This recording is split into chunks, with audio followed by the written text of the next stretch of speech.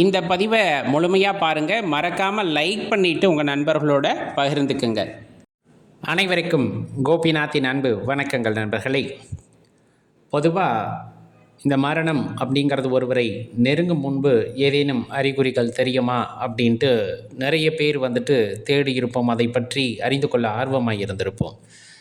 அதை பற்றி அறிந்து கொள்வதற்கு பதிலாக அது வருவதற்கு முன் வாழ்க்கையில் ஏதாவது செய்ய வேண்டும் என்ற எண்ணம் கொண்டு நல்லதை செய்தால் ரொம்ப நல்லாயிருக்கும். சரி, இருந்தாலும் நம்ம நம்பிக்கையின் அடிப்படையில் என்னென்ன சொல்லப்பட்டிருக்கும் அப்படின்னு பார்த்தோம் அப்படின்னா, இந்த நோய்வாய்ப்பட்டு இருக்கவங்க வீட்டுக்கு பக்கத்தில் அடிக்கடி ஒன்றோ அல்லது 6 காகங்களோ தென்படுகிறது, அடிக்கடி அந்த ஜன்னல் பக்கத்துலலாம் வந்துட்டு போகுது அப்படின்னாலோ, வெள்ளை புறா அவ்விடத்திலே சுற்றி வருகிறது அப்படின்னாலோ, பகலில் ஆந்தையை பார்க்க முடிகிறது அப்படின்னாலோ, அல்லது கனவிலே வெள்ளை குதிரை அல்லது அன்னப்பறவையை பார்த்தாலோ அதெல்லாம் அபசகுணமாக இருக்கும் அப்படிங்கிறத சொல்லுவாங்க. இதெல்லாம் வைத்து ஒருவருக்கு ஒருவேளை மரணம் நெருங்குமோ அப்படிங்கிறது, இது ஒருவேளை மூட நம்பிக்கை அப்படி இப்படின்னு எது வைத்துக்கிட்டாலும் அறிகுறிகள் தென்படுமா அப்படின்னு கேட்டால், நம்ம தாத்தா பாட்டி முன்னாடி சில கதைகள் சொல்லி கேள்விப்பட்டிருப்போம் இல்லையா?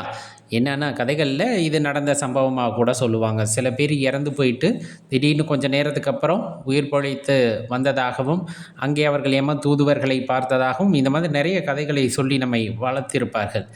ஏன் அப்படின்னா, கடைசியாக போகிறதுக்கு முன்னாடி நல்லதை செஞ்சுட்டு போகணும் அப்படிங்கிறதுக்காக அவங்க நம்மளுக்கு சொல்லியிருக்கலாம். போனால் தூதுவர்கள்ட்ட போயிருப்பாங்க. அதே நல்லது செஞ்சவங்கள பார்த்தா வைகுண்டத்துலேருந்து கூட்டிகிட்டு போனாங்க, சிவலோகத்துலேருந்து கூட்டிகிட்டு போனாங்க அப்படிங்கிறதெல்லாம் சொல்லியிருப்பாங்க.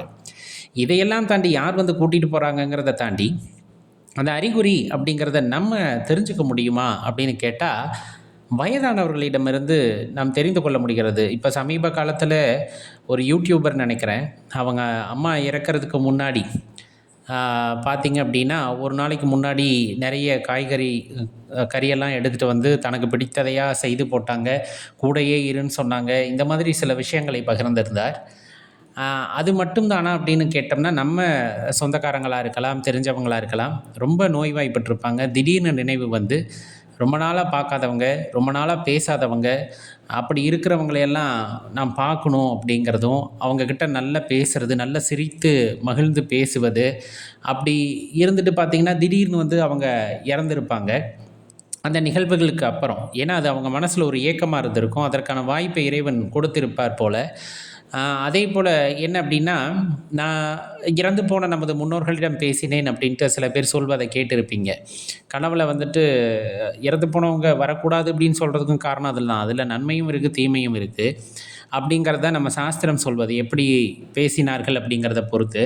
ஒருவேளை அவர்களை பலப்படுத்துவதற்குனா அந்த உடலை விட்டு உயிர் பிரிய போகிறது அப்படிங்கிறதுக்காக அவர்கள் கனவிலே அவர்களுக்கு வழிகாட்டியதாகவும் அது இருக்கக்கூடும் அப்படின்னு சொல்லப்படும். எது கனவில் இறந்து போனவங்க வர்றாங்க அப்படிங்கும்போது அது சில நேரங்களில் துரதிர்ஷ்டமாக இருக்கக்கூடும் அப்படின்னு சொல்லுவாங்க. நம்மளோட சுற்றுப்புறத்தில் அல்லது சொந்தத்தில் இந்த மாதிரி ஏதேனும் நிகழ்வுகள் நிகழ்ந்திருக்கா அப்படின்னு பாருங்களேன். என்னன்னா, திடீர்னு அவங்க மனசு உடஞ்சி போய் உட்காந்துருப்பாங்க. என்னான்னே தெரியாது. நான் வெளியே போக விரும்பலை, எனக்கு ஒரு மாதிரி இருக்குது அப்படின்னு சொல்லியிருப்பாங்களே தவிர, அந்த உணர்வுகளை அவர்களால் வெளிப்படுத்தி இருக்க முடியாது. எனக்கு கை வலிக்குது, கால் வலிக்குது அப்படின்னு சொல்லக்கூடிய வழியாக அது இருந்திருக்காது. மனதில் ஏற்படுகின்ற அழுத்தம், மனதில் ஏற்படுகின்ற வலி அப்படிங்கிறத அவர்களால் சொல்ல முடியாத அளவிற்கு இருந்திருக்கும். அது என்னென்னா, எங்கேயும் போகாத உறவுகளோடு இரு அப்படிங்கிற மாதிரி கூட எச்சரிக்கையாக இருந்திருக்கலாம் அவர்களுக்கு. அது சில நேரங்களில் நம்மளுக்கே ஒரு படபடப்பாக வரும், என்னமோ தெரியலையே ஏதோ அப்படின்ட்டு. அது உடல்நிலையில் ஏற்படக்கூடிய மாற்றங்களாக கூட இருக்கலாம். ஆனால் ஒரு பெரிய அழுத்தம் அவர்கள் மனதிலே உண்டாயிருக்கிறது அப்படிங்கும்போது அவங்க எங்கேயுமே போக மாட்டாங்க, அவ்விடத்திலே இருப்பாங்க. எல்லாத்தையும் இறுக பற்றி கொள்வார்கள். எங்கேயும் என்னை விட்டுட்டு போகாதீங்க அப்படின்னு சொல்லியிருந்திருப்பாங்க. இந்த அறிகுறியை நம்மளால் பார்த்துருக்க முடிஞ்சிருக்கும். சில நேரங்களில் பார்த்திங்க அப்படின்னா, பால் அடிக்கடி வீட்டில் திரிஞ்சு போயிருக்கும். பால் தெரியறது ரொம்ப கடினம்தான். நீங்கள் பாத்திரம் நல்லா வச்சுருந்தும் கூட அந்த பால் அடிக்கடி திரிந்து போகுது அப்படின்னா, அது ஒரு விதமான அபசகுனமாக தான் கிராமப்புறங்களில் சொல்லப்படும். அடியேன் திரும்ப சொல்கிறேன், இதெல்லாம் மூடநம்பிக்கையாக கூட இருக்கலாம். ஆனால் அது அறிகுறிகள் தென்படுமா அப்படின்னு சொன்னோம்னா, தென்படுவதற்கான வாய்ப்புகள் இருந்திருக்கலாம் அப்படிங்கிறது மரண தருவாயிலே சில பேர் சொல்லிய விஷயங்களை வைத்து நாம் அறிந்து கொள்ள முடிகிறது. கண்ணாடி திடீர்னு உடஞ்சிக்கிட்டே இருக்கிறது வீட்டில். திடீர்னு என்னென்னா நல்லா தான் இருக்கும் முகம் பார்க்குற கண்ணாடி, அடிக்கடி அது உடைந்து கொண்டே இருக்கிறது அப்படின்னா ஏதோ எச்சரிக்கை செய்வதாக புரிந்து கொள்ளலாம். அது நமக்கு அப்படின்னு இல்லை, நம்மை சார்ந்தவர்களுக்காக கூட இருக்கலாம் அப்படிங்கிறத தெரிஞ்சுக்கலாம். இன்னும் சொல்லப்போனால் இந்த ஆன்மீகத்தில் இருப்பவர்கள் இருக்கிறார்கள் அல்லவா, அவர்களால் கடைசி நேரங்களில் அதை உணர முடிகிறதோ அப்படிங்கிறதையும் நம்ம இந்த இடத்துல யோசிக்கணும். சில பேர் அவர்கள் உயிர் பிரியும் தருவாயில் வாகனம் இருக்கிறது அப்படின்னு சொல்லதையும், அதே போல் மயில் நிற்கிறது அப்படின்னு சொன்னதையும், காளை நிற்கிறது, கருடன் நிற்கிறார், இந்த மாதிரி சில பேர் அவர்களுடைய மரண தருவாயில் அவர்கள் வாயால் சொன்ன வார்த்தைகளாகவும் அடியேன் கேள்வியும் பட்டிருக்கின்றேன், நிறைய பேர் சொல்லியும் கேள்விப்பட்டிருக்கிறேன். அப்போ அவர்களால் அதை உணர்ந்து கொள்ள முடிகிறதா அப்படின்னு கேட்டால் இருக்கலாம் அப்படிங்கிறது தான் அதற்கான பதிலாக இருக்கலாம். இப்போ நிறைய நல்லது செஞ்சுருக்காங்க, நிறைய புண்ணியங்களை செய்திருக்கிறார்கள் அப்படின்னா உங்களுக்கே நல்லா தெரிஞ்சிருக்கும். ஒரு நல்ல ஆத்மா இந்த உலகை விட்டு பிரிகிறது அப்படின்னா மழை ஜோனு பெய்யுமா சொல்லுவாங்க, அந்த வானமே அழுகிறது பாருங்கள் அப்படின்ட்டு. கருடன் அந்த இடத்துல வட்டமிடுமா, இந்த மாதிரி நிறைய விஷயத்த சொல்லுவாங்க.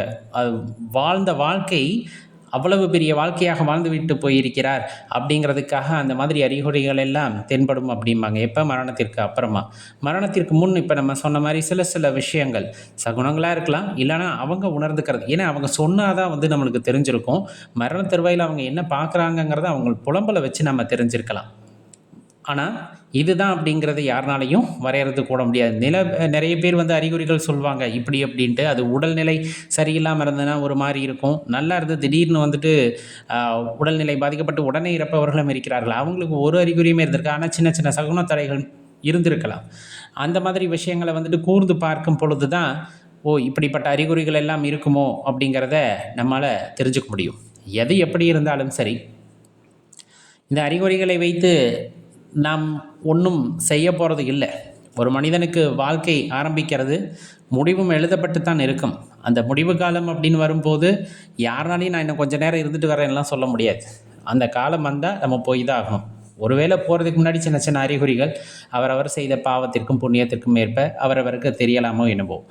ஆனால் இருக்கும் வரையிலும் பிறரை மகிழ்வித்து நல்ல முறையிலே வாழ்ந்து பிறருக்கு செய்கின்ற தானமோ தர்மமோ பிறர் வாழ்க்கையிலே ஒரு ஒளியேற்றுகிறது அப்படிங்கும்போது அவர்களுடைய போற்றுதலுடன் இந்த உலகத்திற்கு வந்தோம் போனோம் என்றில்லாமல் ஏதேனும் ஒரு சுவடை இங்கு விட்டு செல்ல முடிகிறது அப்படின்னா உண்மையாகவே நீங்கள் வாழ்ந்த வாழ்க்கை அப்படிங்கிறது மிகப்பெரியது.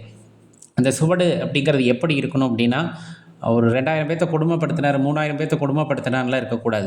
2 பேர்த்த வாழ வச்சார்யா. அந்த குடும்பத்தை சேர்ந்த 2 பேர்த்த வாழ வச்சார். அந்த ஊரவே வாழ வச்சார்.